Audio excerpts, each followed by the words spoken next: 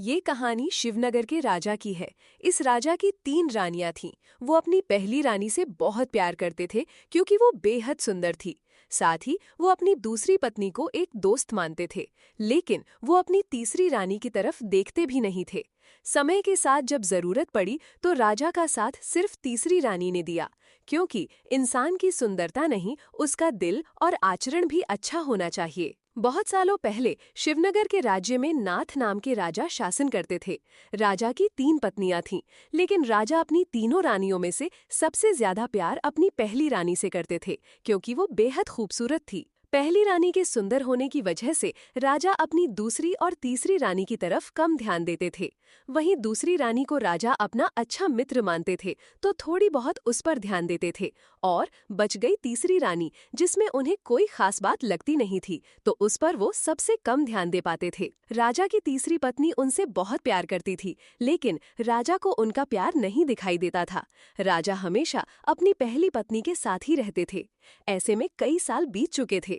राजा की तीसरी पत्नी हमेशा यही उम्मीद में रहती थी कि किसी दिन राजा उनके पास आए और प्यार भरी बातें करें, लेकिन ऐसा कभी होता नहीं था।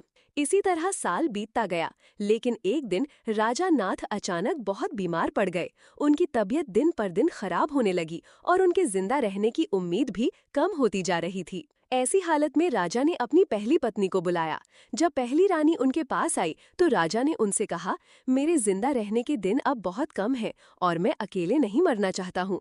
क्या तुम मेरे साथ चलोगी? राजा की पहली पत्नी ने उनकी ये अंतिम इच्छा नहीं मानी और कहा, अभी मेरी उम्र ही क्या हुई है और मेरा पूरा जीवन बचा हुआ है। मुझे अभी और जीना है, मैं आपके साथ नहीं चल सकती हूँ। ये कहकर रानी राजा के कमरे से बाहर चली गई। उसके बाद राजा ने दूसरी रानी को बुलावाया। राजा की अंतिम इच्छा के बारे में जब दूसरी रानी को मालूम पड़ा कि वो मरने वाले हैं और अपने साथ अपनी बीवी को ले जाना चाहते हैं, तो इस वजह से वो राजा के पास ही नहीं गई। राजा अपनी दोनों चहेती रानियों से बहुत निराश हो गए। उन्होंने सोचा था कि मैंने कभी अपनी तीसरी पत्नी को प्यार नहीं दिया, न बात की उससे, अब उसे मैं कैसे बुलाऊं? राजा ऐसा सोच ही रहे थे कि तभी तीसरी रानी बिना बुलाए वहां पहुंच गई। राजा की तीसरी पत्नी को राजा की अंतिम इच्छा पता थी, इसलिए उन्होंने राजा से तुरंत कहा, स्वामी, मैं आपके साथ चलने के लिए तैयार हूँ। रानी की बातों को सुनकर राजा बहुत खुश हुए, लेकिन खुशी के साथ उन्हें बहुत बुरा भी लगा कि उन्होंने कभी अपनी तीसरी रानी को समय नहीं दिया, प्यार नहीं दिखाया, लेकिन वही मुझसे बहुत प्रेम करती है। तभी राजगुरु अपने साथ प्रसिद्ध वैद्य लेकर आए, जिसने राजा की तबीयत को बिल्कुल ठीक कर दिया। राजा ठीक होने के बाद अपनी तीसरी रानी के पास गया और उसके साथ प्यार से रहने लगा। अब राजा हमेशा तीसरी रानी को ही अपने पास रखता था और दोनों महल में अपना खुशहाल जीवन बिताने लगे।